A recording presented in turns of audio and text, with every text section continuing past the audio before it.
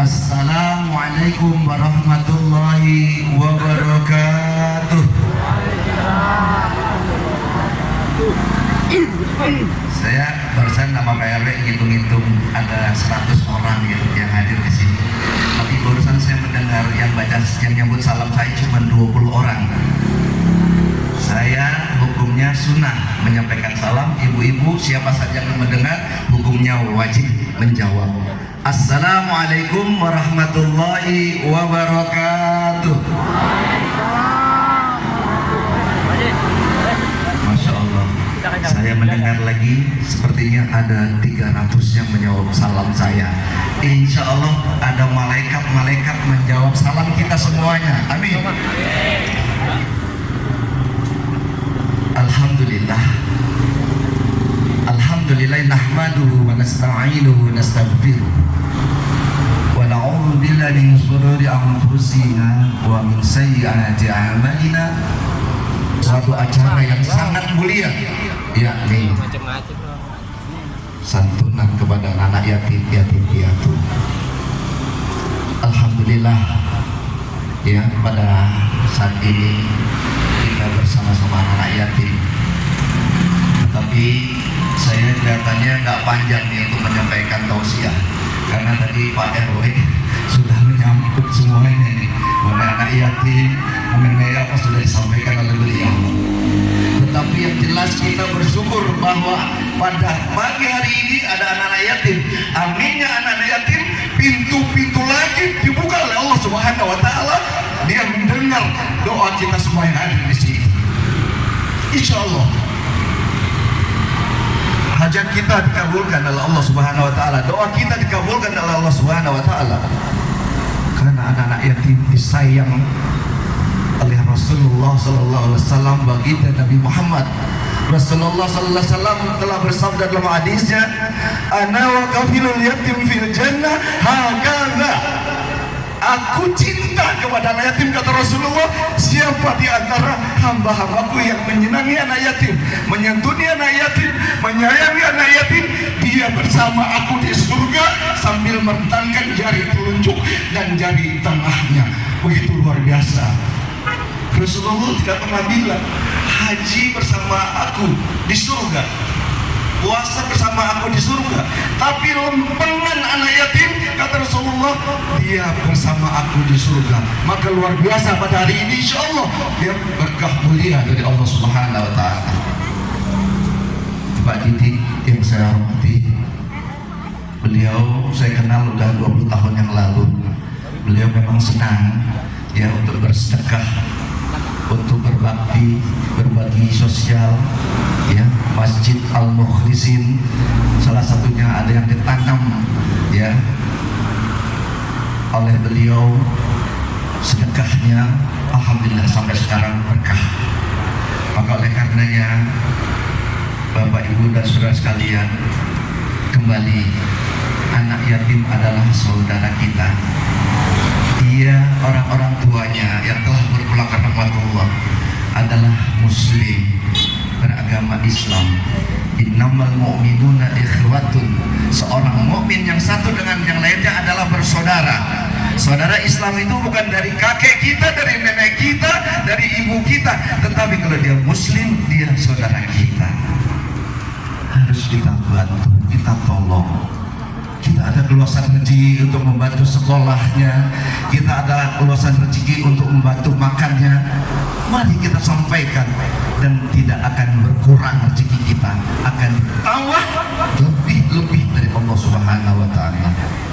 Maka saya sangat sedih sekali ya melihat anak-anak yatim, karena saya sendiri punya yayasan yatim piatu Yayasan Al-Mukhlisin, bahkan sudah 20 tahun saya melaksanakannya. Alhamdulillah berkah dari Allah Subhanahu Wa Taala. Sampai saya dari TK, ada yang sekarang sudah keluar dari SMK. Ini karena berkah dari Allah Subhanahu Wa Taala. Karena saya cinta, siapa yang mengurus anak yatim lillahi ta'ala, dia bersama aku di surga, kata Rasulullah Sallallahu Alaihi Wasallam. Alhamdulillah. Bapak Ibu jamaah yang berbahagia, di dalam sebuah firman Allah Subhanahu wa taala Al-Quran berkali surat Ali Imran 112 Duribat alaihim zillatu aynama suqihu illa bihablin minallah wa hablin minan nas. Sungguh mereka akan merasakan kehinaan, kesusahan di mana saja mereka berada, kecuali jika mereka berpegang teguh pada tali agama Allah dan tali hubungan dengan manusia. Manusia akan hina, akan susah, akan resah di mana saja dia berada kalau tidak mempunyai dua persyaratan utama sebagai hamba Allah. Yang pertama adalah hamdulillah, berhubungan kepada Allah. Hubungan kepada Allah itu yang bagaimana? Bapak-bapak, ibu-ibu yang mengaku beragama Islam, mengerjakan sholat satu hari satu malam di waktu wajib dikerjakan, itu kita sudah berhubungan dengan Allah. Sholatul lail, bangun malam, puasa Ramadan, pergi haji, itu sudah berhubungan dengan Allah. Kata Allah, apakah sudah cukup? Tidak, belum cukup. Kalau belum berhabli minan nas, berhubungan dengan manusia. Manusia adalah makhluk sosial yang tidak akan mungkin hidup sendirian saja di alam dunia ini. Mau tidak mau dia membutuhkan pertolongan, mau tidak mau dia membutuh bantuan dari saudara-saudaranya. Dengan kata lain, bahwa hubungan yang harmonis harus tercipta di alam dunia ini, dan hubungan yang tidak bisa terelakkan lagi dengan kita ialah hubungan antara tetangga dengan tetangga. Nah, ini Bapak Rusdi mengundang tetangga-tetangga, ya. Kita hadir di sini. Kalau nggak ada tetangga, ini nggak ada acara ini. Dan tetangga adalah orang yang terdekat dengan kita dalam situasi dan kondisi yang bagaimanapun, terutama pada saat kita dalam keadaan susah, pada saat ada kematian di rumah kita, yang kita minta bantukan pertolongannya adalah tetangga kita. Apakah saudara kita yang di Medan, yang di Jawa, atau yang di mana saja? Tidak mungkin, pasti tetangga kita. Makanya kita diperintahkan oleh Allah, kalau belum berhubungan dengan Allah, sudah berhubungan dengan Allah dengan berbuat baik dengan manusia, itu belum. Maka kita diperintahkan untuk berbuat baik dengan sesama manusia. Ya, Bapak Ibu, kan harus kita perhatikan, jangan sampai warga kita, tetangga kita, ya ada selek, ada salah paham, ya paling kita musyawarahkan. Ya, jangan sampai ada ibu-ibu nih saling menjelekkan tetangganya, terutama ibu-ibu. Karena datang kepada Rasulullah, ya Rasulullah, saya punya seorang ibu tetangga, dia siang hari berpuasa Senin Kemis, kemudian malam tahajud, sholat 5 waktu tidak tertinggal, tetapi dia sering membicarakan keburukan tetangganya. Apa kata Rasulullah? Annar, annar, annar, sampai 3 kali. Dia ahli neraka, dia ahli neraka, dia ahli neraka. Jangan anggap remeh loh ibu-ibu, ya. Kita sudah sholat, sudah haji, tapi membicarakan keburukan tetangganya, ya. Kata Allah, annar.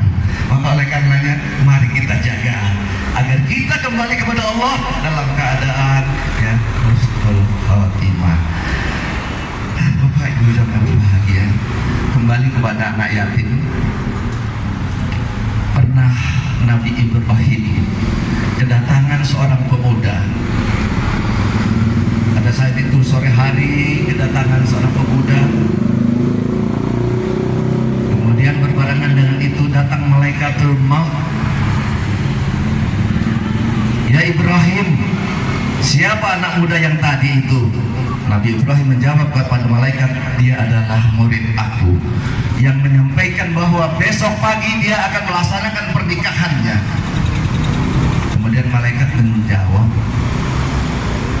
sayang, anak muda itu umurnya tidak bisa sampai besok pagi.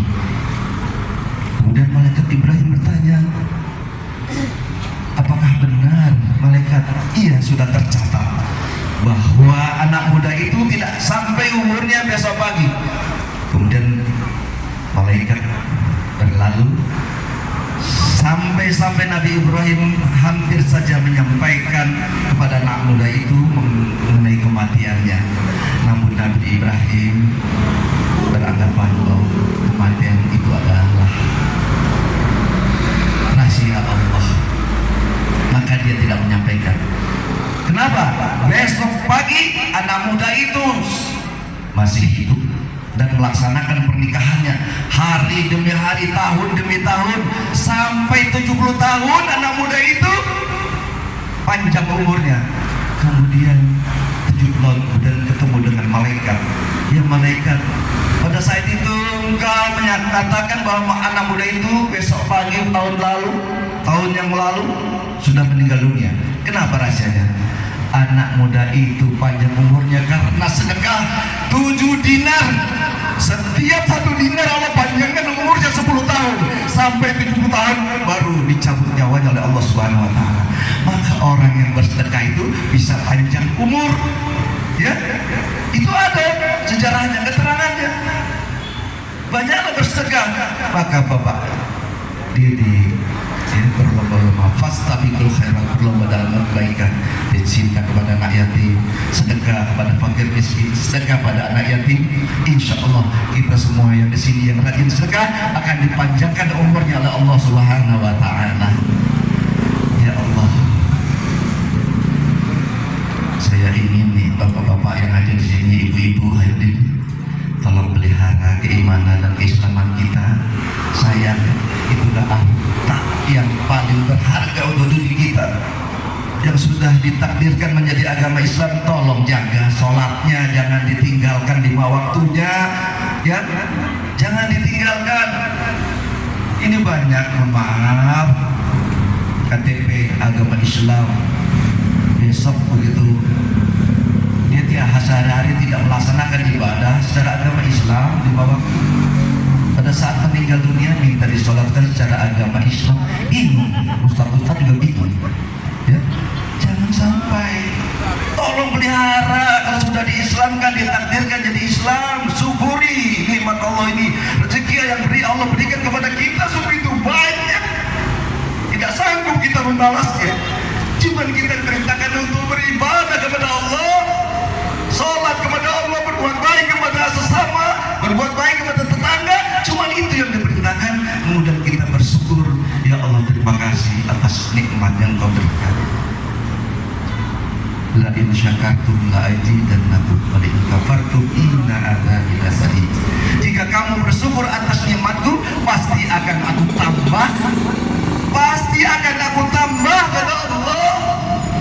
Kenapa kalian semua ini sudah diberikan nikmat sehat, panjang umur, rezeki cukup, makan ketemu, tapi melaksanakan ibadah sholat yang wajib tidak dilaksanakan? Susah. Entengnya badan kita, enteng banget, ya.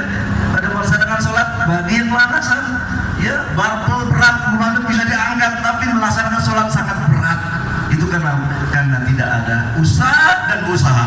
Innallaha la yughayyiru ma biqaumin hatta yughayyiru ma bi anfusihim. Allah tidak merubah setiap manusia kalau manusia itu sendiri tidak mau merubahnya. Maka kalau kita menjadi orang baik, ingin menjadi orang soleh, jadi orang soleha, mari kita ikhtiarkan, usahakan, kita ibadah kepada Allah Subhanahu wa taala. Sedikit sekali waktunya, insya Allah kita akan diberikan ketenangan jiwa, kita akan diberikan ketenangan bahagia dunia akhirat. Mata kita sakinah mawaddah warahmah, terutama anak-anak yatim ini. Tolong yang ada di lingkungan, jangan hari ini saja nih Bapak Tini, setiap harinya kita lihat, ya, dia udah makan belum, dia udah bisa sekolah belum. Bapak-bapak yang punya uang, yang punya harta, tolong sisihkan, ya. Kalau perlu angkat anak angkat, kita ambil mereka ini, biayai kehidupannya, kasih makan, tidak akan miskin, membiayai anak yatim, insya Allah. Ya Allah, saya begitu emosi kenapa nih? Karena kalau melihat anak yatim tadi seperti Pak Erwin akan menangis. Anak-anak kita, ya sepertinya kalau hari Lebaran, anak-anak kita terutama yang sekarang juga bersekolah bisa beli sepatu,